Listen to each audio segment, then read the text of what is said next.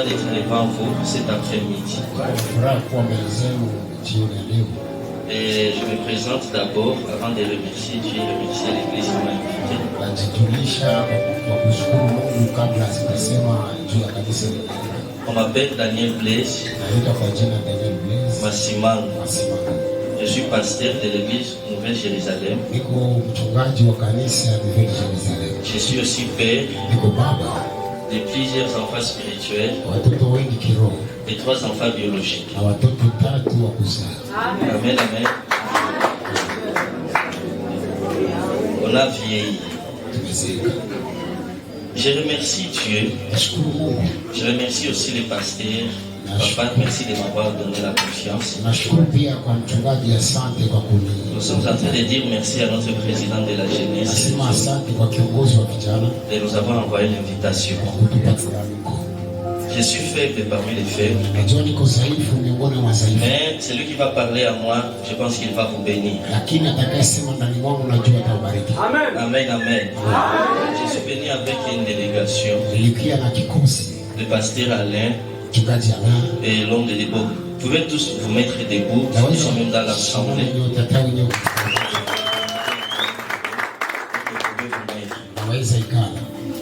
On m'a soumis un thème, un jeune visionnaire.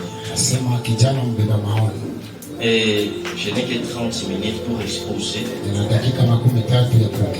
Pour exposer ce que j'ai préparé. Je vais essayer de survoler. Et dans ces 30 minutes, je vais parler l'essentiel. Est-ce qu'on peut se mettre debout pour lire la parole de Dieu? Nous allons lire dans le livre de Joël, chapitre 2, le 28e verset. Nous lisons dans le nom de notre Seigneur Jésus-Christ. Après cela, je répandrai mon esprit sur toute chair. Vos fils et vos filles prophétiseront. Vos vieillards auront des songes. Et vos jeunes gens de vision. C'est la parole de Dieu qu'on peut la comprendre. Je vais mettre d'abord la base de mon enseignement. Et en mettant la base de mon enseignement, je vais expliquer c'est quoi la vision. Alléluia. Donc je vais mettre la base en expliquant c'est quoi la vision. Et après avoir parlé de la vision, je vais maintenant parler des 4 secrets à suivre pour accomplir ta vision. Et en parlant de la vision, nous allons nous inspirer de l'aigle. Parce que nous savons tous que l'aigle est l'animal visionnaire. Et je vais parler de l'aigle en 2 dimensions. La première dimension, c'est par rapport à ce que l'aigle mange. Et la deuxième dimension, c'est là où l'aigle réside. Bien aimé, l'aigle nous apprend sur la vision à travers ces 2 choses. Nous allons commencer par les manger de l'aigle. Bien aimé, vous savez quoi? L'aigle ne mange pas n'importe quoi. Mais l'aigle mange la chair et poil et sang. L'aigle ne mange pas n'importe quoi, je me répète pour ceux qui écrivent. Mais l'aigle mange la chair et poil et sang. Tu sais que tu es l'image de ce que tu manges. Dis-moi ce que tu manges, je te dirai ce que tu seras. Alléluia. Vous savez pourquoi l'aigle boit le sang et mange la chair? Parce que la vision, bien aimée, c'est le résultat de ce que nous mangeons. Ce que tu nourris ton esprit, c'est ce que tu vas devenir demain. Donc en parlant de la vision, automatiquement nous sommes en train de voir de la manière dont tu nourris ta vision. Bien aimé, si tu nourris ta vision de grandes choses, tu nourris ton âme, tu nourris ton esprit de grandes choses, tu seras un grand homme. Et si tu nourris ton esprit de petites choses, sans la prophétie, tu es déjà un petit. Le Dieu que nous servons n'est pas un Dieu petit, mais c'est le Dieu de la grandeur. Et si nous voulons atteindre la grandeur, bien aimé, nous devons voir ce que nous sommes en train de donner à notre âme et à notre esprit comme nourriture. L'âme et l'esprit mangent à travers des choses. Mange à travers les yeux et les oreilles. Ce que tu donnes à tes yeux et ce que tu donnes à tes oreilles, c'est ce que tu vas devenir. Alléluia. Les problèmes que nous avons aujourd'hui, nous passons trop de temps à regarder nos novelas. Si tu regardes trop novelas, tu vas avoir la vision de se marier. C'est pourquoi nous devons monter de niveau. Si tu passes ton temps à nourrir ton cœur, à nourrir ton cerveau, de films de bad boys, tu es le bad boy de demain. Pour la jeunesse, nous devons faire attention. Ce que tu regardes infecte ton victime. Alléluia. On a créé Hollywood, on a mis Hollywood de Cyril Montagne. On était en train de tricher Golgotha. Tout celui qui regarde à la croix est sauvé. Et tout celui qui regarde Hollywood est distrait. C'est pourquoi nous devons faire attention parce que le diable est malin. Si nous pensons que le diable est distrait, lui n'est pas distrait. Il est en train de travailler. Alléluia. Amen. Alléluia. Amen. Je vais vous dire ceci. L'aigle et l'aigle aussi par rapport à son environnement. Bon, nous savons tous que l'aigle construit sur les rochers. Vous savez, on ne sera pas un jeune visionnaire si on ne construit pas sa vie sur les rochers des arts. Et nous savons tous que les rochers des arts, c'est Jésus-Christ de Nazareth. La vision, c'est le langage des esprits. Je vais m'expliquer. On ne peut pas être un homme visionnaire si on n'est pas assis sur un esprit dans un esprit. Parce que la vision c'est le langage des esprits. Je m'explique. La vision, c'est la langue des esprits. Pourquoi? Parce que toute vision doit être interprétée. Si la vision n'est pas interprétée, c'est une vision morte. C'est pourquoi Pharaon, mon nez qu'il était, il savait. Ça, l'interprétation de la vision, c'est la mort. C'est pourquoi, bien aimé, avoir une vision c'est bon, mais la vision doit être interprétée. Celui qui interprète la vision, c'est le Saint-Esprit qui est le Saint-Esprit. On ne peut pas avoir le Saint-Esprit si on n'a pas Jésus. C'est pourquoi par rapport à ton environnement, ça détermine aussi la vision que tu as. Nous allons parler du premier secret pour accomplir ta vision. Tu dois transformer la vision en passion.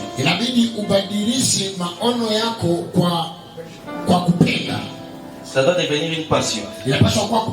Toute vision qui n'est pas une passion, c'est un rêve. Si on me pose la question ici, combien ont de visions? Nous allons voir que plus de la moitié, ils vont faire monter la main. Mais nous allons nous poser la question. Pourquoi ces visions ne portent pas chair? C'est parce qu'ils ont la vision, mais ils n'ont pas si c'est secret. Et la vision doit se transformer en passion. La vision, c'est voir l'avenir. Mais si nous parlons de la passion, c'est la force qui nous pousse à s'investir profondément pour accomplir notre avenir. Donc si on n'a pas la passion, c'est comme une voiture sans moteur. On peut avoir les volants, on peut avoir les chaises, mais si on n'a pas les moteurs, on n'ira pas loin. Toute vision qui ne se transforme pas en passion, ça va vers le surplace. Et tu vas risquer de mourir avec ta vision. C'est pourquoi il y a un auteur qui avait dit ceci: les endroits les plus riches du monde sont les cimetières. Bien aimé, nous devons faire attention, parce que toute vision qui n'est pas transformée en passion, c'est une vision qui va faire le surplace. Alléluia. Vous savez, Dieu n'avait pas choisi Moïse par hasard. Dieu avait choisi Moïse parce que Moïse était passionné. Vous savez, avant que l'esprit dépose à nous la vision, il regarde d'abord si nous sommes passionnés. Moïse n'a pas commencé à sauver Israël lorsque Dieu lui avait apparu. Mais il avait commencé à sauver Israël lorsqu'il était passionné. Parce que nous voyons l'histoire de Moïse. Il avait tué un Égyptien avant de croiser Dieu à Horeb. Donc il avait déjà cette passion. La passion de sauver Israël. La passion de défendre son peuple. Il avait déjà cette passion avant d'être envoyé par Dieu. Tu peux avoir la vision. Dieu même peut t'envoyer. Mais si tu n'es pas passionné, Amen. c'est pourquoi si la passion n'est plus là, nous risquons de faire le surplace. Alléluia. Les faibles attendent la prophétie, mais les forts ont la passion. Vous savez, les gens qui sont en Chine, on les prophétise pas sur leur vie pour avoir la vie. Mais ils ont la passion de changer le monde. Le jour où tu auras la passion de changer le monde, c'est le jour même que ta vision va commencer à avancer. Si tu n'as pas la passion, c'est rien. Je suis en train de dire à quelqu'un, recevez la passion dans le monde.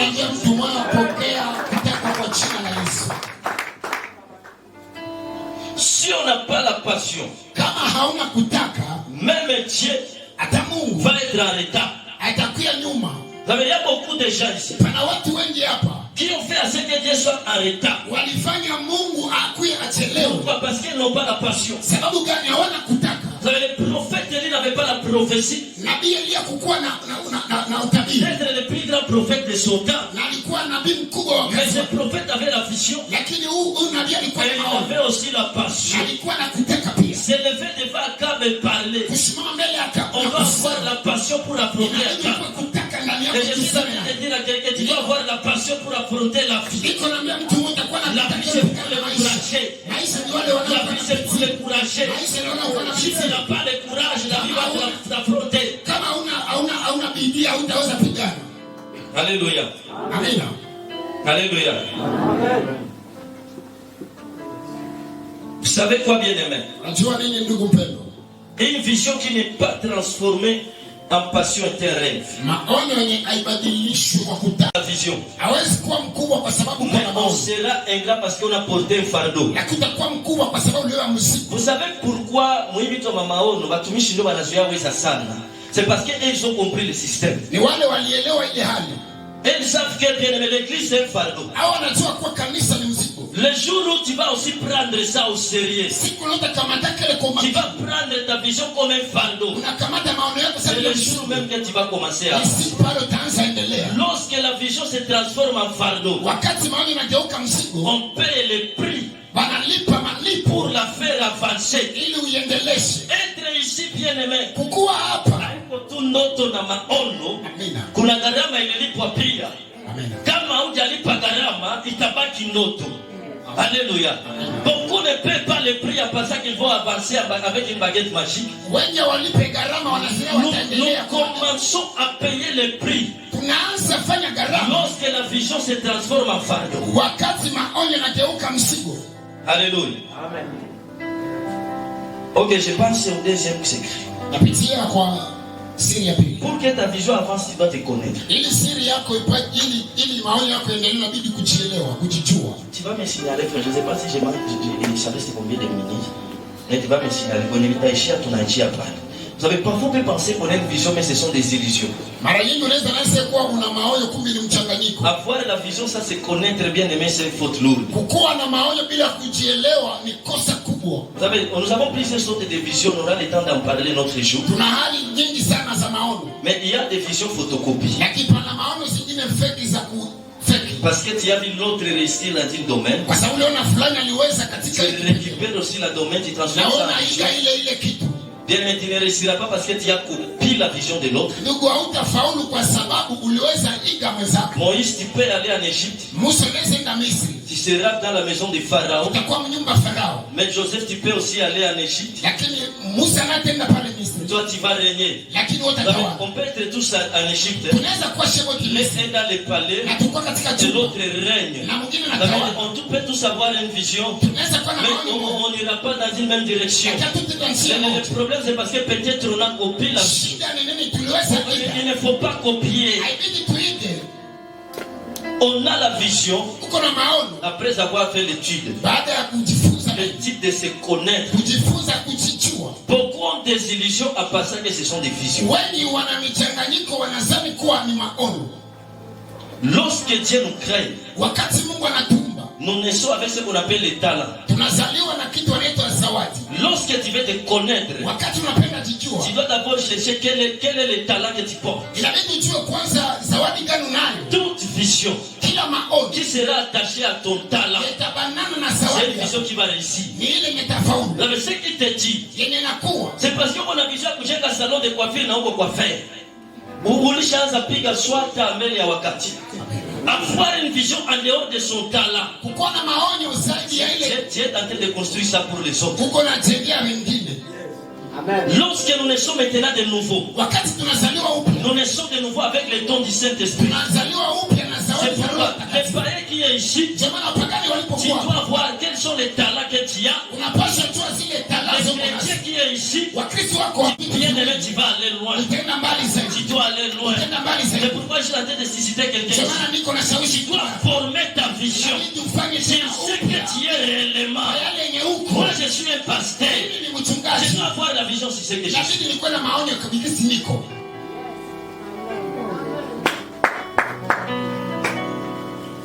Jabas a dit ça ceci. Tu peux avoir quelque chose de spécial. Mais si tu ne connais pas cette chose de spécial que tu as, tu vas te perdre. Et tu vas passer inaperçu sur cette terre. La Bible nous parle d'un Gédéon. Il était un vaillant, il était un héros. Et la Bible nous dit qu'il avait une force en lui. Mais il était devenu un agriculteur. Tu peux être un vaillant et un héros et dévier ta vie si tu ne te connais pas. Avoir la vision dans l'agriculture. Et pourtant, toi, Dieu t'a créé pour avoir l'épée à la main. Tu seras en train de passer outre ta destinée. Alléluia. C'est pourquoi tu dois te connaître. Tous les grands de ce monde ont fait de leur talent la pièce maîtresse. Ils ont pris la vision de leur vie et posé ça sur leur talent. On a parlé ici de M. Ronaldo. Ce sont les grands de ces temps. Bien aimé, ils ont réussi parce qu'ils ont aussi développé ce que Dieu avait mis dans leur vie. Développe d'abord ce que Dieu t'a donné. Et ce que Dieu t'a donné va te donner ce que Dieu ne t'avait pas donné. C'est pourquoi Bartimée avait développé ses oreilles. Les oreilles de Bartimée lui avaient donné les yeux. Je vais combattre pour avoir ce qu'on n'a pas. On sera en train d'investir en vain. Faire des formations pour être. Vous avez fait des formations pour être ce que Dieu ne t'avait pas donné. Tu seras en train de t'investir dans les vides. On a somme à 15 ans, mais tu es zéro. Tu ne seras pas un grand journaliste français, on fait la biologie, biochimie. Est-ce qu'on peut biologie à quoi les moyens? Tu sais que d'abord on doit savoir. On a investi notre argent, on a investi notre temps pour faire la biologie. Tu ne seras pas un grand patient qui a fait la biologie. Mais si tu n'es pas ça, tu dois laisser. Alléluia. Ceux qui ont réussi ont développé ceux qui sont amenés. Et ils ont transformé ça en une vision. Et après avoir transformé ça en une vision, ils étaient devenus des grands hommes. Ne méprise jamais ce que Dieu avait mis en toi. Joseph était devenu un grand à travers les rêves. Tu sais, tu peux mépriser ce que Dieu avait mis en toi. Et c'est cette petite chose qui va t'amener dans la royauté. Ce qui avait amené David dans la royauté, ce n'était pas le fait de tuer Goliath seulement, mais c'était la harpe bien aimée. Avant de tuer Goliath, il jouait déjà à la harpe. Mais parfois on peut mépriser ce que Dieu avait mis en nous. Et pourtant c'est cette petite chose qui va t'amener loin. Handicapé ou ne pas être handicapé, tu as la bouche, non? Tu peux être un grand conférencier si tu développes ce que tu as. Et ce que tu as va t'amener ce que tu n'as pas.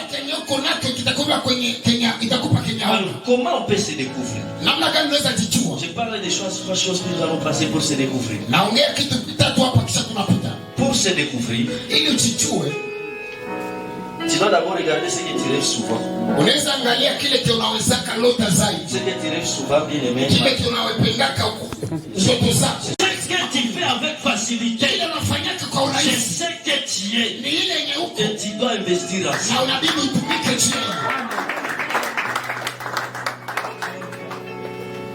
Alléluia. Même Dieu utilise notre point fort. Savez-vous que Moïse était fait Moïse bégayé? Mais Dieu n'avait pas changé la bouche de Moïse. Mais la force de Moïse était dans ses mains. Et Dieu avait utilisé les mains de Moïse. Même Dieu utilise le point fort. Mungu anatumikisha kasehemu yetu ya nguvu. Haleluya. Amen. Moïse alibakia na kigumishi yake. C'est pourquoi on avait pris Aaron, non? Ndio maana walikamata Aaron. Mais Mungu akaya mikono ya jamaa iko mystique. C'est pourquoi tout ce que Moïse touchait se transformait en homme. Il peut prendre un morceau de bois, il jette ça dans l'eau, et l'eau de mar devient l'eau douce. C'est parce que tout ce qu'il touchait, Dieu aussi le touche. C'est le point fort. C'est quoi Dieu avait dit à Gédéon, utilise la force que tu as. Dieu n'avait pas ajouté notre force. Donc Gédéon avait déjà une force. Et Dieu avait aussi passé à travers cette force pour sauver Israël.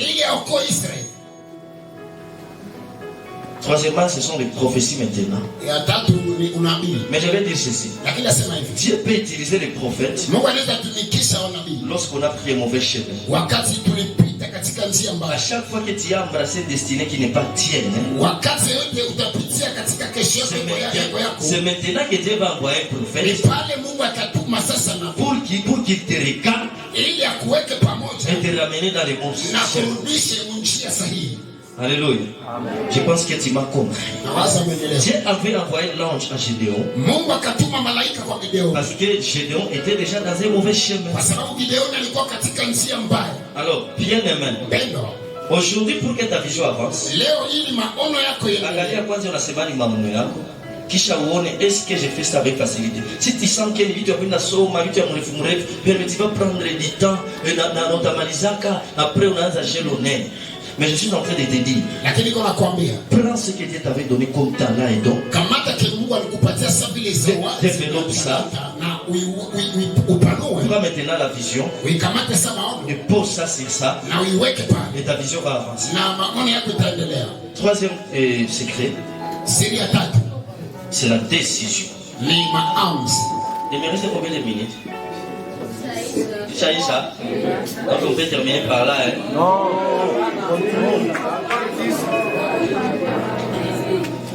Oh Seigneur des grâces. 3 minutes seulement. Il y a chimie à monde et puis on va finir. Mais si tu as une question, il serait mieux d'écrire ça sur un papier.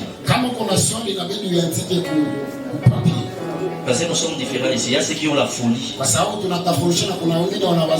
Il peut prendre la micro ici et commencer à corriger l'orateur. Je connais la folie des jeunes. C'est serait mieux si tu as une question. Tu es venu avec ta copine. Écris ça sur le papier. Nous allons lire et nous allons répondre. Ça sera bon. Ok, je suis en train d'avancer. Je parle de la décision. Et le quatrième secret, c'est saisir les opportunités. Pour ceux qui pouvaient écrire ça, parce que je ne saurais pas parler de ça. Saisir les opportunités. Mais je parle de la décision. Lorsque nous parlons de la décision, tout décider est un briseur de cœur. Parce que dans les mots décision se cache même le mot décis.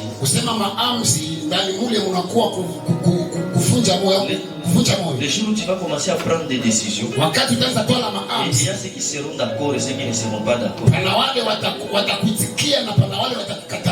si on est un visionnaire, tu dois entrer dans le monde des décideurs. Alléluia. Et lorsqu'on a pris une décision, ça peut plaire à un groupe. Mais tu dois toujours savoir comment prendre une décision. La décision est très importante. Lorsqu'on veut que sa vision puisse faire chair. Vous savez, la vision c'est quoi? Mais la décision c'est quoi? La décision, c'est accepter les faibles commencements. C'est tout ce que tu peux écrire. C'est accepter les faibles commencements. Parfois, on a peur de décider. Parce qu'on a peur d'affronter les faibles commencements. Et pourtant, bien aimé, la vision, Ijapokuwa maono, c'est voir l'étape finale. Ni kuona pale kutafikia kwa mwisho. Mais ce que nous allons vivre pour arriver à l'étape finale, c'est le secret de Dieu. Nous allons passer dans les zigzags. Nous allons passer dans des vagues.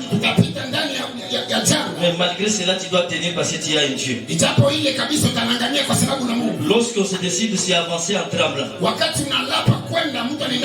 même si les choses ne sont pas bonnes, mais j'avance quand même.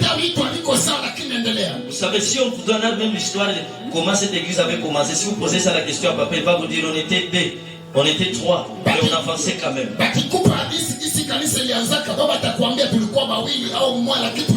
Les gens ne venaient pas, mais on avançait quand même.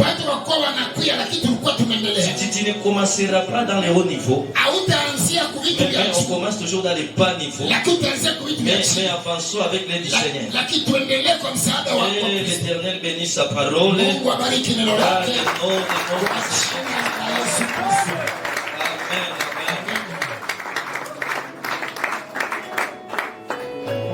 Ok, je libère le microphone. Et si vous avez la question, il serait bien d'écrire. Bonsoir. Tout est béni. Nous sommes bénis. Aoutier.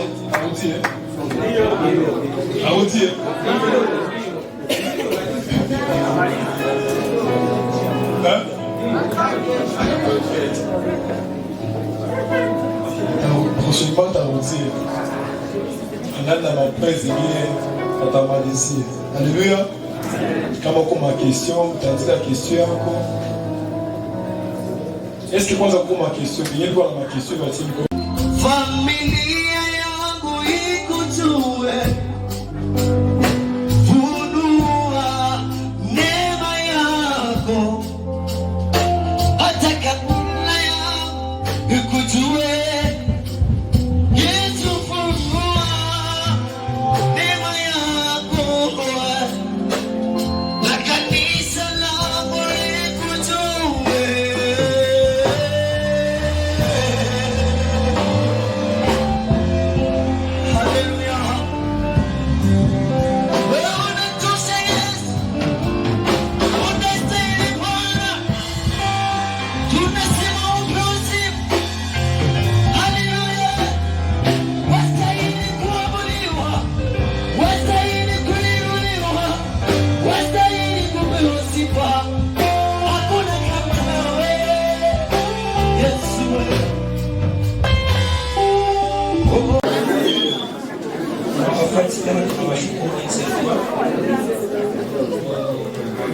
Nous, de notre comité des jeunes, on se merci pour honorer l'invitation et pour nous partir. Parce que quand on a considération dans tout qu'on accorde et ne pourra pas adresser justement. Bwana Yesu asifiwe. Amen. Yesu asifiwe. Tunasema asante sana, tuna moyo wa shukrani sana kuona